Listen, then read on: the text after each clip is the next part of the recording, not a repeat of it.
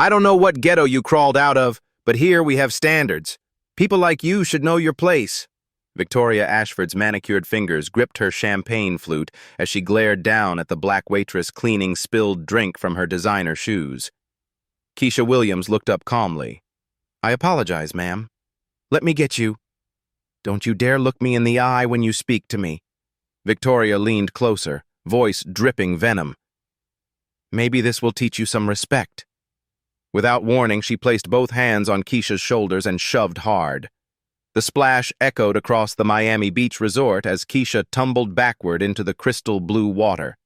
Her uniform billowed as shocked gasps rippled through wealthy guests. Phone cameras started recording immediately. Victoria dusted off her hands with theatrical disgust. "That's what happens when these people get too familiar.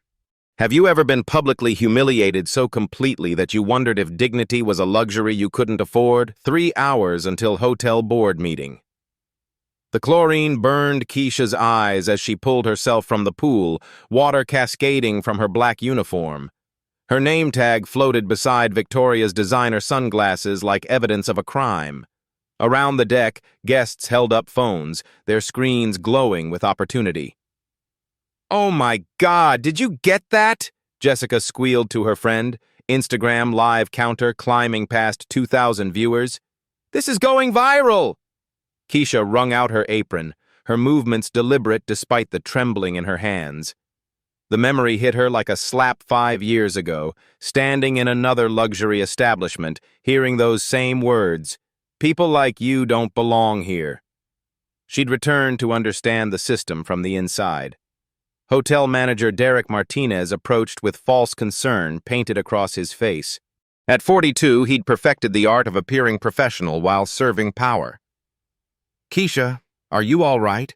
What happened here?" Before she could answer, Victoria's voice cut through the murmur. "Your employee attacked me. She deliberately splashed champagne on my shoes, then became aggressive when I asked her to clean it properly."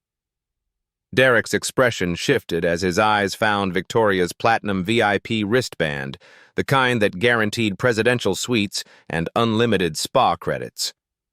His spine straightened like a soldier recognizing rank. "I see." His tone cooled by degrees. "Keisha, perhaps you should go home and change clothes. We'll discuss this incident tomorrow." "She should be fired immediately." Victoria's voice carried the authority of someone accustomed to immediate compliance. "I've never been treated so disrespectfully. Do you know who I am?" Miguel, the pool attendant, continued skimming leaves 20 feet away, but Keisha noticed his phone angled toward their conversation. Smart kid. "Mrs. Ashford is one of our most valued guests," Derek explained to Keisha, his voice dropping to a patronizing whisper. "She's spent over $50,000 here this quarter alone." Keisha's waterlogged notebook fell from her apron pocket, pages of careful observations now bleeding ink. 11 months of documentation, guest behavior patterns, staff responses, management complicity, all nearly lost to chlorinated water. She picked it up, pressing the soggy pages together.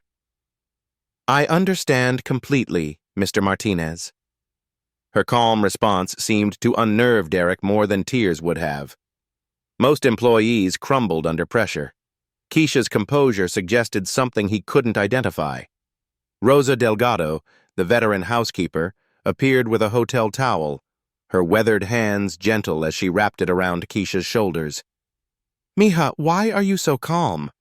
This is terrible." "I've seen worse, Rosa. This is exactly what I expected." The older woman's eyes widened. After 30 years cleaning these rooms, she recognized the difference between shock and preparation. "Security to pool deck," Derek spoke into his radio, his authority bolstered by Victoria's approving nod.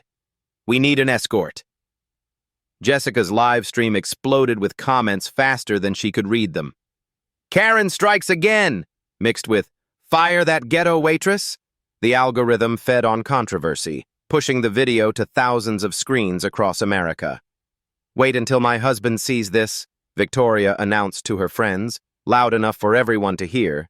"James has connections throughout the hospitality industry. This girl will never work in a decent establishment again. Keisha's phone, somehow still functional despite its dunking, buzzed with a text. She glanced at the screen. "How's the research going, Dr. Williams?" J. She typed back quickly. "Pattern confirmed. Systemic failure documented." "Who are you texting?" Victoria demanded, stepping closer. "Your boyfriend? Your probation officer?" The crowd of guests had grown, drawn by the spectacle like sharks to blood. Some filmed openly, others whispered behind manicured hands. A few looked uncomfortable but said nothing. Complicity wrapped in designer silence. "Actually," Keisha said, slipping the phone back into her pocket, "my research partner. We've been studying workplace discrimination for nearly a year." Victoria laughed, a sound like breaking crystal. "Research? Studying? Honey, the only thing you should be studying is how to properly serve your betters." Derek's radio crackled. "Security en route to pool deck." The young assistant manager, Sarah Lane, arrived first, breathless and eager. Fresh from hospitality school, she'd learned customer service from textbooks that prioritized profit over people. "Mrs. Ashford, I'm so sorry about this incident," Sarah gushed. "We'll make sure this employee is dealt with appropriately." "Dealt with?" Victoria's eyebrow arched. "She should be arrested for assault. Look at my shoes ruined. These cost more than she makes in a month." Keisha continued taking notes, her pen somehow surviving the pool better than her dignity. She recorded exact quotes, timestamps, and witness reactions. The data would be invaluable. "Ma'am, you can't take notes during a disciplinary incident," Sarah protested. "Actually, I can." Keisha's voice remained steady. "It's not against any employment law." The comment hung in the air like a challenge. How did a waitress know employment law? Two security guards arrived, Marcus and James, both built like linebackers but moving with practiced restraint. They'd seen incidents before, usually involving drunk guests, not staff members. "What's the situation?" Marcus asked Derek. "Employee misconduct. She needs to be escorted out while we investigate." Victoria pointed dramatically at Keisha. "She assaulted me, destroyed my property, and now she's harassing me with that notebook. I want her banned from the premises." The Instagram comments scrolled faster. "Justice for Keisha! Battled, fire her now!" The hotel's Yelp reviews were already falling, one-star ratings appearing like digital locuses. Derek's phone buzzed with notifications, the social media team alerting him to the viral video. His face paled as he realized the magnitude of the situation. "Keisha, you need to come with us," Marcus said quietly. Unlike the managers, security dealt in facts, not politics. "We'll sort this out in the office." As they walked toward the hotel, Keisha made one last note. The subject exhibits classic narcissistic power dynamics when challenged by a perceived lower-status individual. Behind them, Victoria held court with her friends, retelling the story with embellishments that grew more dramatic with each version. "The way she looked at me, so insolent, like she thought she was my equal." 2 hours, 45 minutes until board meeting. 2 hours, 15 minutes until board meeting. The HR office smelled like artificial lavender and broken dreams. Keisha sat across from Patricia Washington, a black woman in her 50s whose sympathetic eyes couldn't mask her institutional loyalty. On the desk between them lay termination paperwork, blank but ominous. "Keisha, honey, I've been doing this job for 20 years. Patricia's voice carried the weight of compromise. "I've seen good people lose everything over situations like this." Through the window, they could see Victoria holding court by the pool, her animated gestures growing more theatrical with each retelling. Her audience of wealthy wives nodded along, their judgment already cast. "Tell me what really happened," Patricia continued, her pen hovering over the incident report.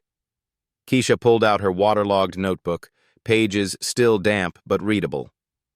"I documented 17 separate instances of discriminatory behavior today before the pool incident.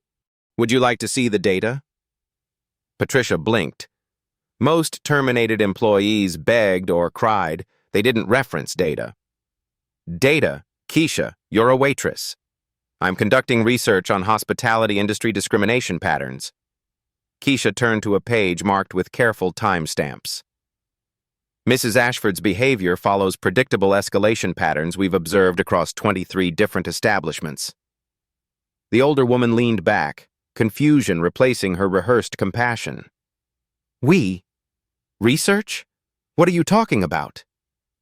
Before Keisha could respond, Derek burst through the door, his face flushed with panic. Patricia, we have a problem.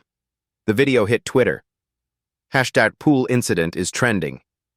He thrust his phone toward them.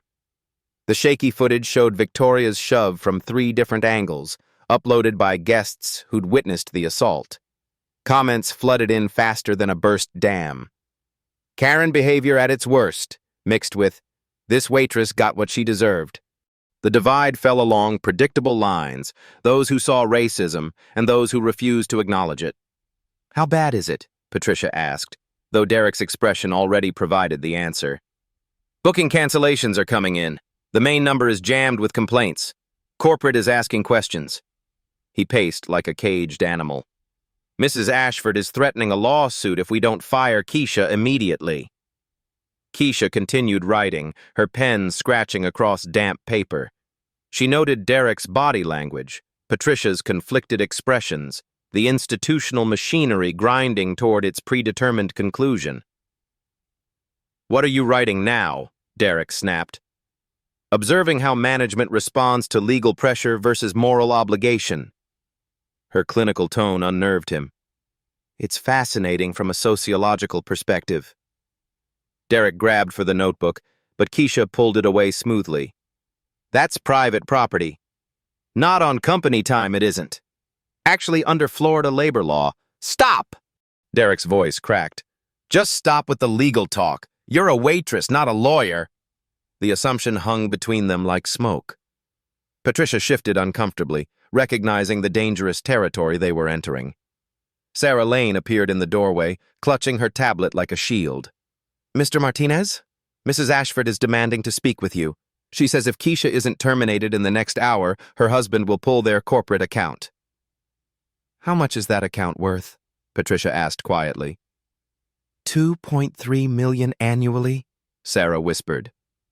The number fell like a judge's gavel. Patricia's pen moved toward the termination papers. Keisha's phone buzzed. A text from an unknown number. Jonathan, it's time. I have everything we need. She typed back quickly. Jonathan, it's time. I have everything we need. Derek caught a glimpse of the screen. Who's Jonathan? Your boyfriend is coming to cause trouble? My research partner. Keisha's smile was small but unmistakable. We've been studying this for 11 months. The confidence in her voice made something cold crawl up Derek's spine.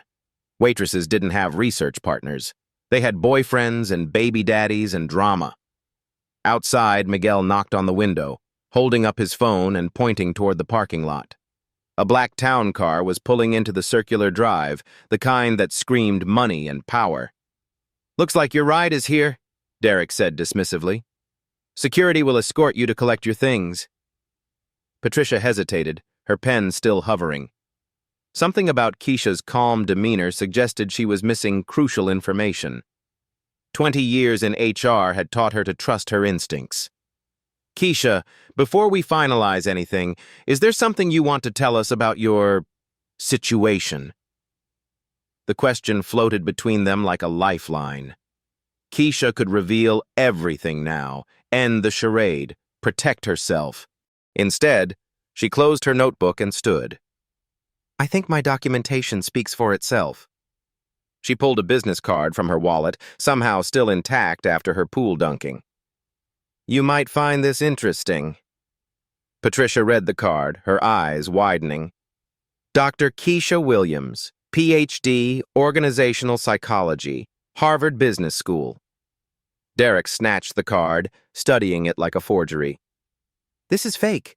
You're trying to scam us. The university registrar can verify my credentials, Keisha said calmly, along with my 47 published papers on workplace discrimination.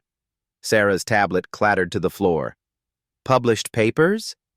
Peer-reviewed research in the Journal of Applied Psychology, Harvard Business Review, and the Academy of Management Review. Keisha recited her publication history like a grocery list. My specialty is documenting systemic discrimination in service industries. Patricia stood slowly, pieces falling into place. You've been conducting research, here, for 11 months.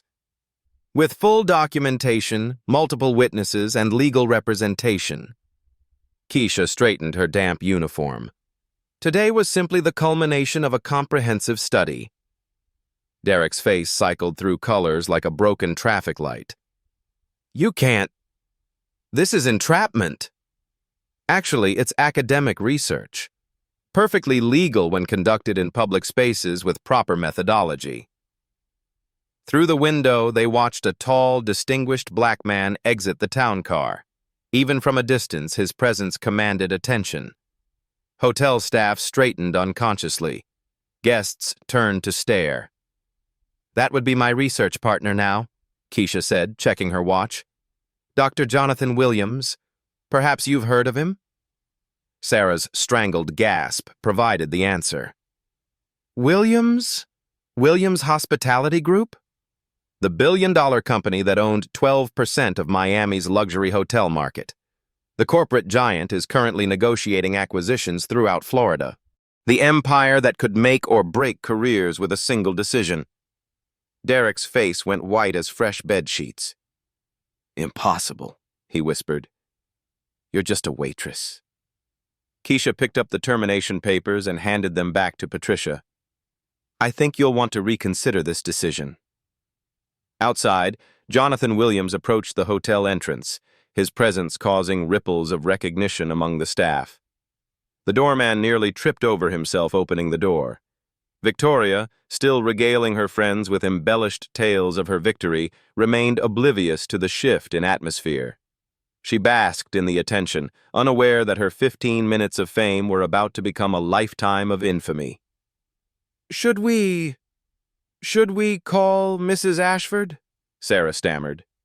Keisha gathered her notebook, each page a testimony to 11 months of careful documentation. I wouldn't worry about Mrs. Ashford. She's about to receive a very thorough education. 1 hour, 30 minutes until board meeting, 45 minutes until board meeting.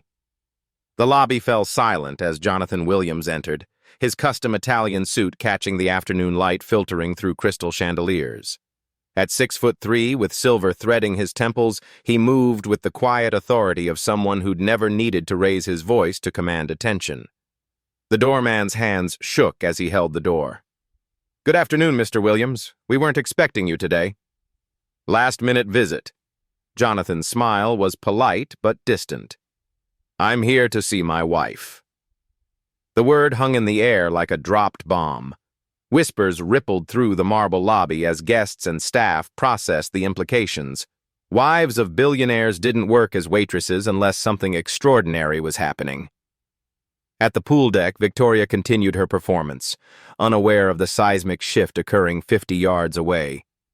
The way she looked at me, so insolent, like she thought she was somebody important. Jessica held her phone higher, streaming the aftermath to her growing audience. The comments section exploded with speculation. Wait, is that Jonathan Williams? OMG, he's walking toward the pool! Inside the HR office, Patricia's hands trembled as she shredded the termination papers. Derek stared through the window, watching his career evaporate in real time. We need to stop this, he muttered, reaching for his radio. Stop what? Keisha asked, her tone genuinely curious. A husband coming to check on his wife? Sarah backed against the wall, her hospitality school training never covering protocol for accidentally firing a billionaire's spouse. This can't be happening. This isn't real. Jonathan's path to the pool deck drew followers, staff members emerging from offices, guests abandoning their activities to witness whatever was about to unfold. The resort's usual rhythm stuttered and stalled. Miguel spotted him first, immediately recognizing the man whose foundation had funded his younger sister's engineering scholarship. "Mr. Williams." He jogged over, his phone still recording. "Sir, I have footage of everything that happened to your wife." "Thank you, Miguel." Jonathan accepted the phone, his expression darkening as he watched Victoria's assault on Keisha. "This will be very useful." Rosa Delgado appeared at his elbow, her face flushed with indignation. "Senor Williams, they treated her like garbage. That woman, she pushed your wife in the water like she was nothing." "Where is my wife now?" Jonathan's voice remained calm, but something dangerous flickered behind his eyes. "HR office," Rosa pointed. "They're gonna fire her, after what that bruja did." Jonathan nodded his thanks and continued toward the pool, each step drawing more attention. The wealthy guests began recognizing him, a face from Forbes covers and business conference keynotes. Phones appeared, capturing his approach from multiple angles. Victoria threw back her head, laughing at her own embellished narrative. "I told her, know your place. Some people need to be reminded where they belong in society." Her friends nodded along, their agreement automatic and thoughtless. Brittany raised her champagne flute in toast. "To put the help in their place. To put people in their place." Jonathan's voice cut through their celebration like a blade. Victoria spun around, nearly dropping her drink. Her face went through several expressions: confusion, recognition, then calculating charm. "Oh, Mr. She extended her hand, suddenly all smiles and southern grace. "Williams. Jonathan Williams." He didn't take her hand. "I believe you've met my wife." The words hit Victoria like a physical blow. Her carefully constructed confidence crumbled as the implications crashed over her. The waitress she'd humiliated, the woman she'd shoved into chlorinated water, the help she'd put in their place. "Your wife?" Victoria's voice came out as a squeak. "Dr. Keisha Williams. She's been conducting research here for 11 months.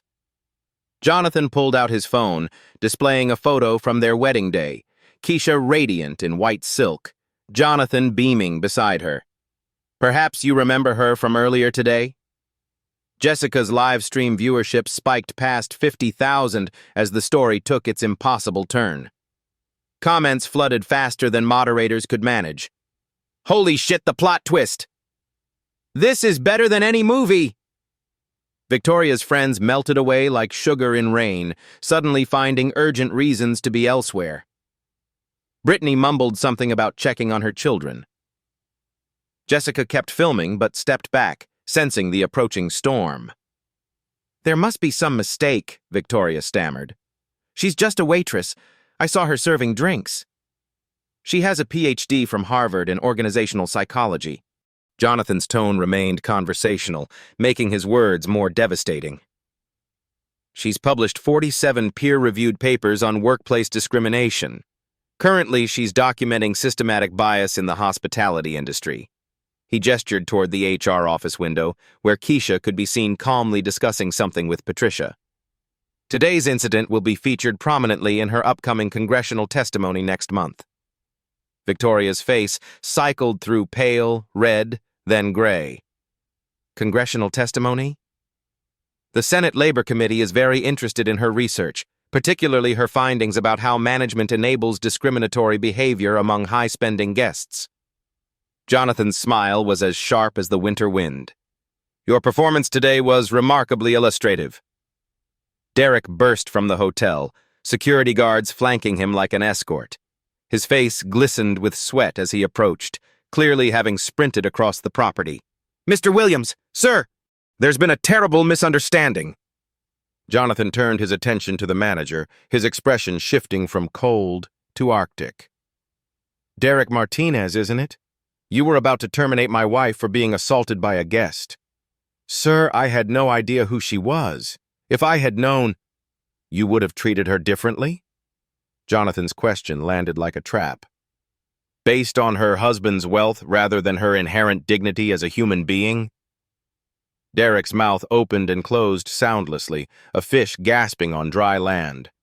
Security guard Marcus stepped forward, his years of experience reading dangerous situations sending up red flags. "Sir, should we clear the area?" "No need." Jonathan's voice carried the authority of someone accustomed to being obeyed. Mrs. Ashford was just explaining her philosophy about people knowing their place in society. Victoria found her voice, desperation making her reckless. "Look, I'm sorry if I offended your wife, but she was being aggressive and I felt threatened." Miguel held up his phone, the assault clearly visible on the screen. "Aggressive? She was cleaning up spilled champagne when you pushed her into the pool."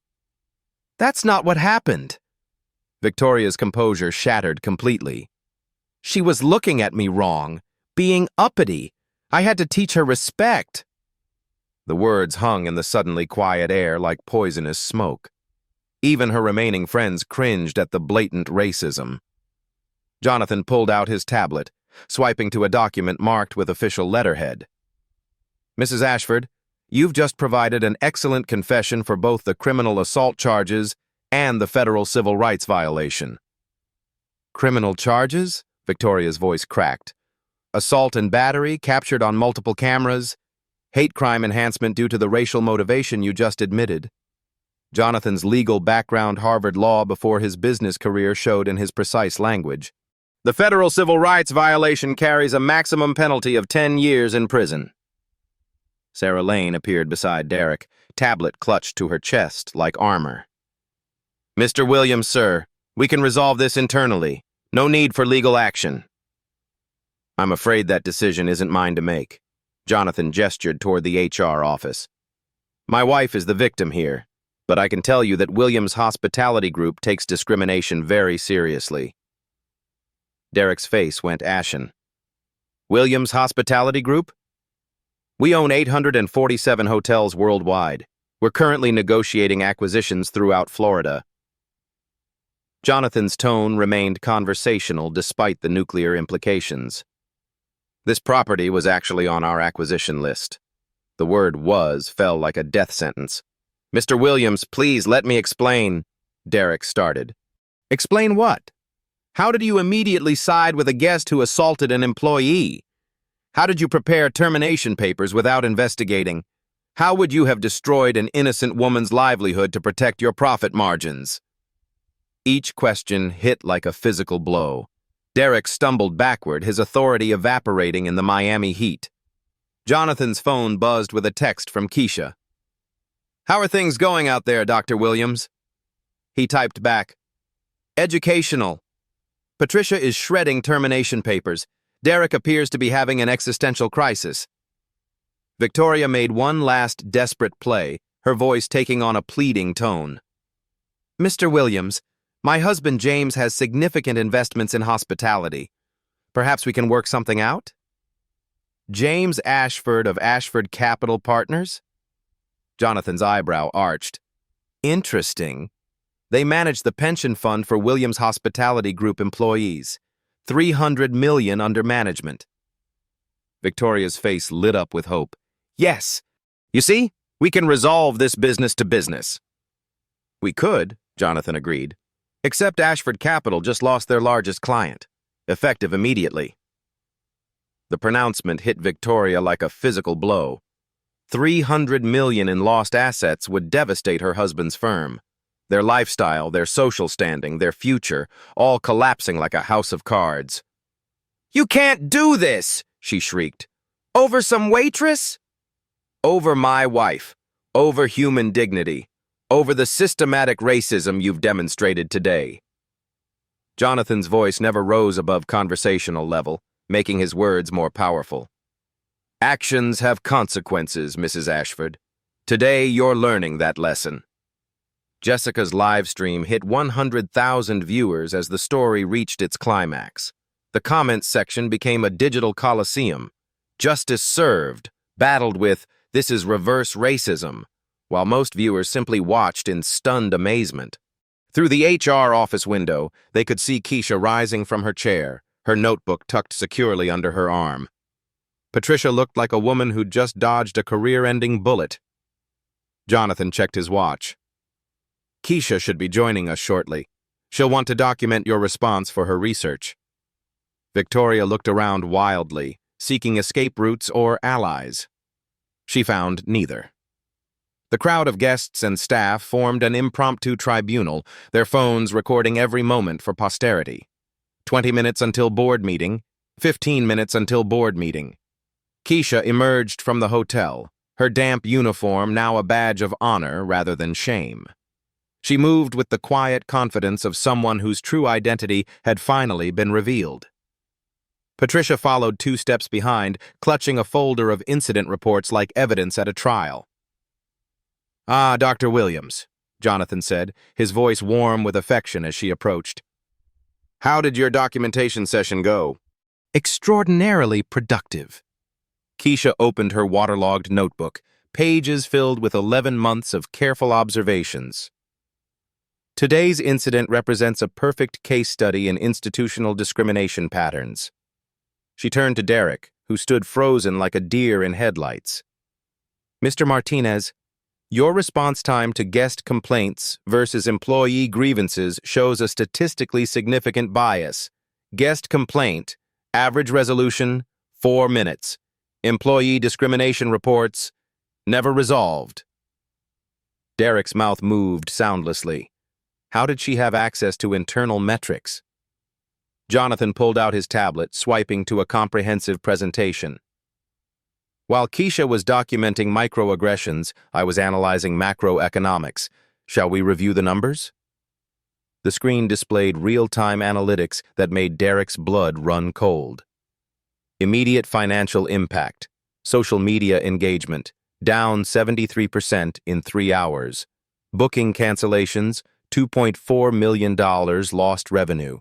Stock price impact on parent company, 4.7%. Corporate accounts threatening withdrawal, 12, totaling $8.3 million annually. "These are conservative projections," Jonathan explained conversationally. "The algorithm amplifies controversy. Your peak damage hasn't arrived yet." Sarah's tablet buzzed incessantly with notifications. "Mr. Williams, sir, our corporate office is receiving hundreds of calls. The phones are jammed." "That would be the Williams Hospitality Group Public Relations team," Jonathan smiled.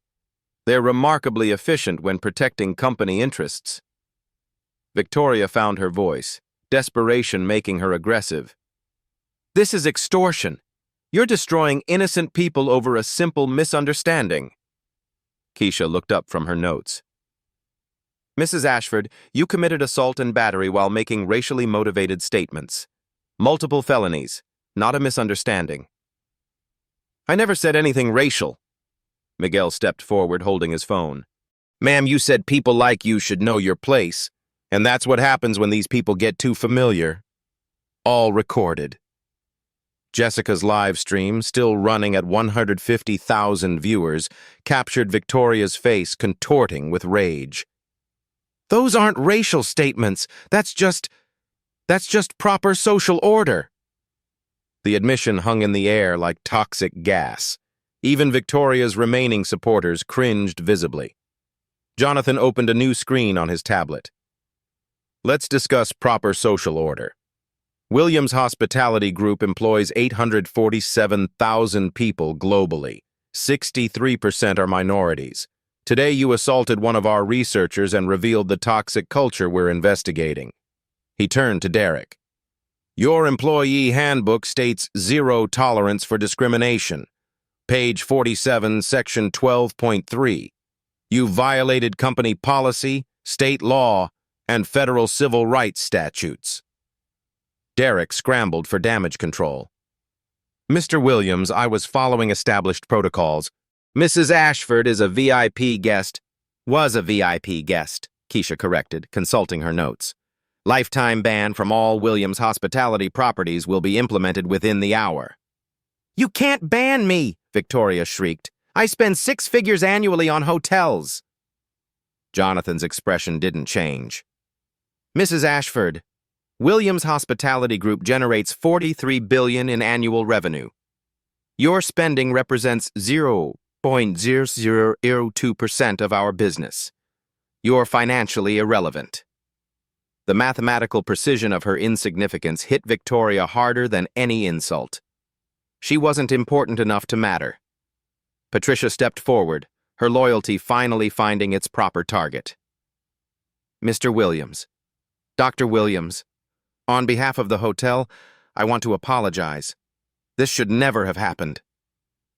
Patricia, you were placed in an impossible position, Keisha said gently. Your 20-year employment record shows consistent fairness until today. The system failed you, not the reverse. The kindness in Keisha's voice made Patricia's eyes water. Thank you. What happens now? Jonathan consulted his watch. In 12 minutes, this hotel's board of directors will convene for their quarterly meeting. They'll be discussing the Williams Hospitality Group acquisition proposal. Derek's face went gray. The acquisition?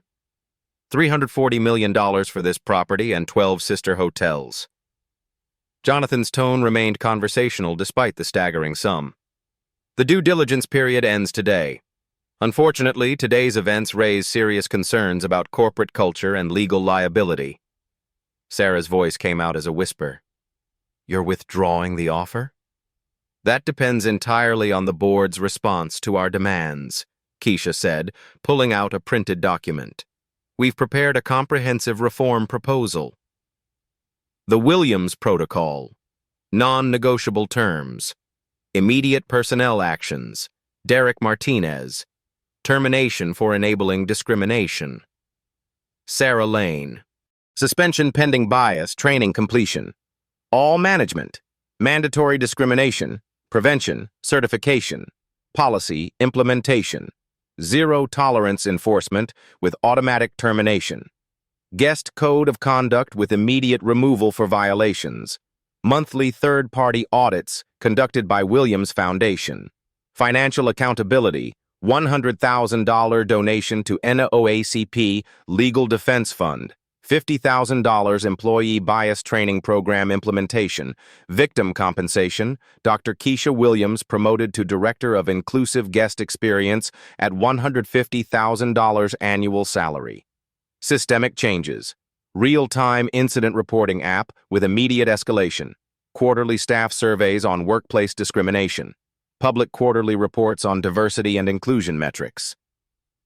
Derek read the demands, his face cycling through emotions. These terms, they're unprecedented. So was pushing a Harvard PhD into a swimming pool for being black, Jonathan replied evenly. Victoria made one final desperate gambit. My husband will never accept this. James has lawyers who will tie you up in court for years. Keisha looked up from documenting Victoria's threat. Mrs. Ashford, your husband's firm just lost $300 million in managed assets. He'll be rather busy explaining that to his remaining clients. How do you know about... Victoria stopped, realizing dawning. You planned this. All of it. We conducted legitimate academic research, Keisha corrected. Your behavior was entirely voluntary. We simply documented the systemic discrimination that already existed. Jonathan's phone buzzed with a call. Excuse me, this will be the board chairman. He answered the speaker. Charles, I assume you've seen the social media coverage? Charles Pemberton's panicked voice crackled through. Jonathan, please tell me we can resolve this situation. The shareholders are in crisis mode. That's entirely up to you, Charles. Dr. Williams has prepared a comprehensive reform proposal. Accept the Williams Protocol, and we proceed with the acquisition. Refuse, and we withdraw our offer permanently. But the terms are non-negotiable, Keisha interjected. 11 months of research documented systemic problems. Today's incident was inevitable. You can be part of the solution or remain part of the problem. Silence stretched across the phone line as Charles calculated the mathematics of moral compromise. Lose $340 million by accepting reform, or lose everything by refusing. We'll implement the protocol, he said finally. Full compliance within 30 days. Victory tasted like chlorinated water and vindicated dignity. Derek sagged against a pool chair, the full weight of his choices crushing down. "Mr. Williams, is there any way? You enabled assault, prepared fraudulent termination papers, and violated federal civil rights law," Jonathan listed clinically. "There's no way." Security approached Derek with the resignation paperwork Patricia had prepared. His 20-year career ended with a signature. His pension forfeited, his reputation destroyed. Victoria watched her social world collapse in real time.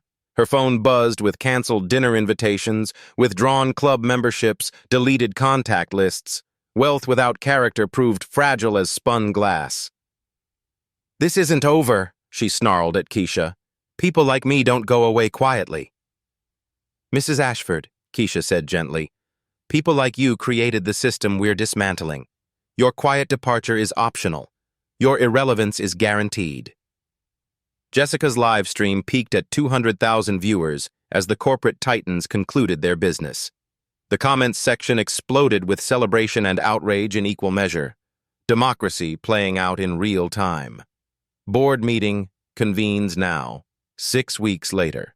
The Ocean View Resort looked identical from the outside, but everything had changed. Where Victoria once lounged in entitled splendor, diverse families now enjoyed equal treatment.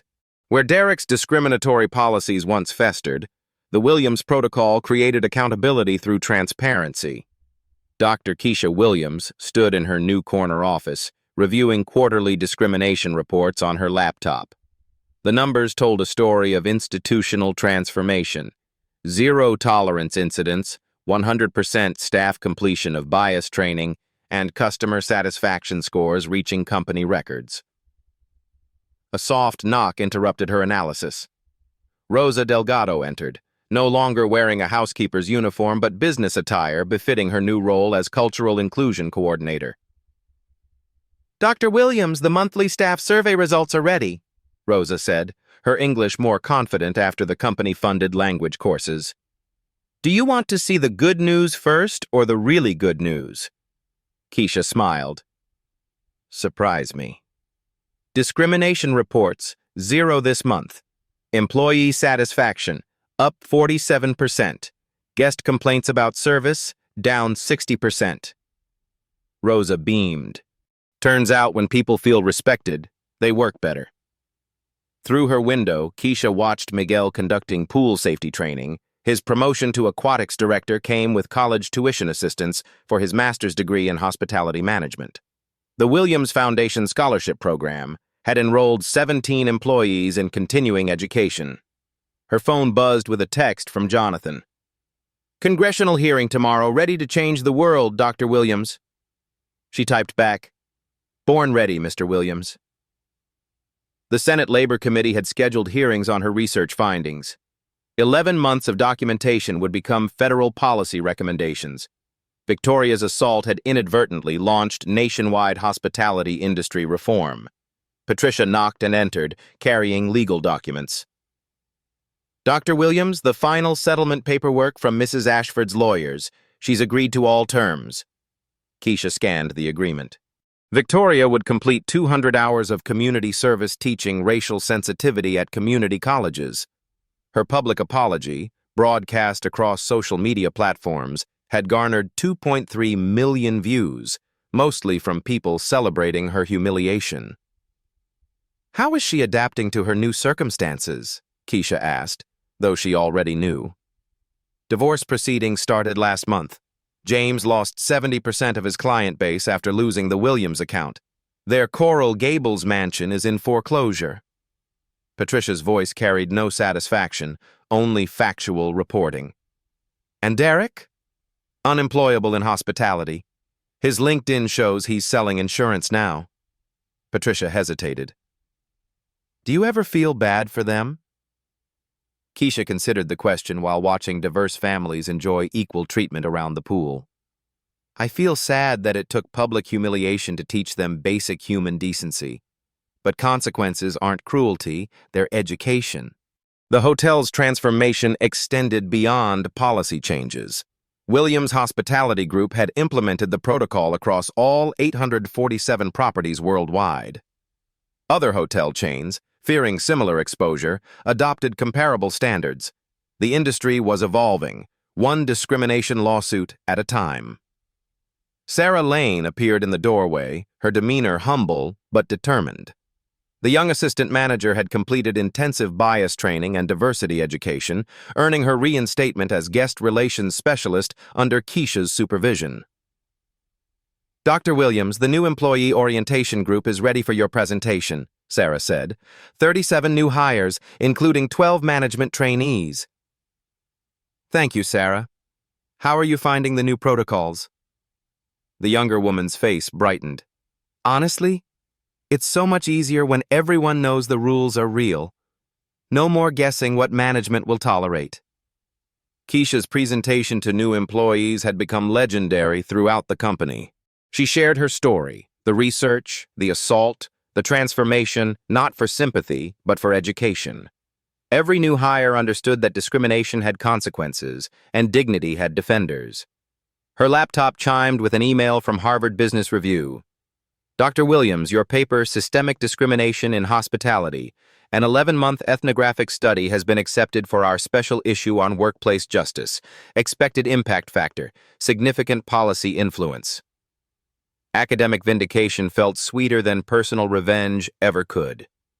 Jonathan's arrival interrupted her satisfaction. He entered carrying 2 cups of coffee and wearing the satisfied expression of someone whose wife had just changed an entire industry. "How's the conquering hero today?" he asked, kissing her cheek. "Tired, fulfilled, ready for tomorrow's testimony." She accepted the coffee gratefully. "Any regrets about the acquisition?" "Best investment we ever made. The hotel's performance is exceeding projections, and you've created a replicable model for institutional change." He gestured toward the window, where families of all backgrounds enjoyed equal treatment. "Some victories are worth more than money." Keisha's phone rang, CNN requesting another interview about hospitality industry discrimination.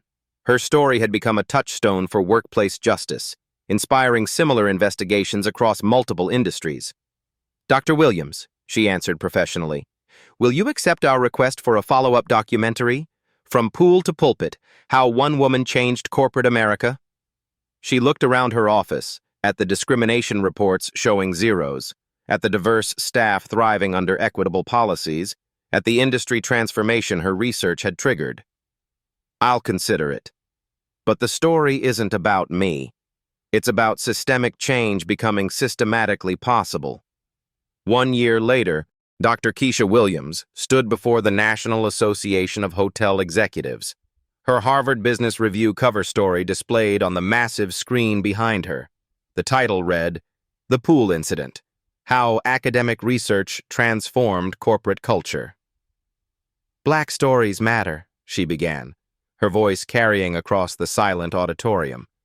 "Not because they're tragic, but because they reveal the truth. My story became your industry's wake-up call." The audience of hospitality executives, the same demographic that once enabled discrimination, now hung on every word. Change, Keisha had learned, came not from anger, but from evidence so compelling that denial became impossible. 11 months of research, 847 documented incidents, 1 viral video. The mathematics of justice proved more powerful than the politics of prejudice. Her presentation included real numbers that had reshaped corporate America. 94% reduction in discrimination incidents across participating hotel chains, $2.3 billion in avoided lawsuit settlements, and 847,000 employees now protected by evidence-based policies. Behind her, the screen showed Miguel receiving his hospitality management degree, Rosa cutting the ribbon on the company's first employee daycare center, and Patricia being promoted to Regional Director of Human Resources. "These aren't just touching stories," Keisha continued. "They're life stories that prove systematic change is systematically possible." Victoria Ashford's mugshot appeared briefly arrested 6 months later for assaulting a black cashier at Whole Foods. Some people never learned. But institutions could evolve when properly motivated. The Williams Protocol now operates in over 2,000 hotels nationwide. What began as one woman's humiliation became an entire industry's education. She clicked to her final slide. A photo from last week's Senate hearing, where her research had been cited in the passage of the Workplace Dignity Protection Act. Real-life stories have real consequences. Document discrimination, demand accountability, transform systems through evidence, not emotions. The standing ovation lasted 4 minutes, executives applauding their own transformation. Later, in the green room, Jonathan found her reviewing social media responses. Her keynote had been streamed live to 400,000 viewers, generating thousands of comments from service workers sharing their own experiences. "Any regrets about going public with our research?" he asked. Keisha scrolled through messages from Harvard PhD students requesting dissertation advice, corporate lawyers seeking expert testimony, and discrimination victims finding hope in her story. None whatsoever. Her phone buzzed with a notification. Black Voices Speak channel has gained 50,000 new subscribers today, and the platform had become a repository for workplace justice stories, each video demonstrating that dignity was non-negotiable. "The next generation won't tolerate what we documented," she said, reading comments from young viewers. "They're building a world where Victoria's behavior becomes literally unthinkable." Jonathan squeezed her hand. "Ready to go home, Dr. Williams?" "Ready to keep working, Mr. Williams." Your voice matters. Your story counts. Your experience can change systems. Share your own workplace discrimination story in the comments below. Tag someone who needs to see proof that justice is possible. Subscribe to Black Voices Speak for more real-life stories of quiet triumph over loud prejudice. Remember, sometimes the most powerful response isn't the angriest one, it's the most documented one. Turn your pain into data. Transform your experience into evidence. Make your story into systemic change. What would Dr. Keisha Williams do? Document, demand, transform.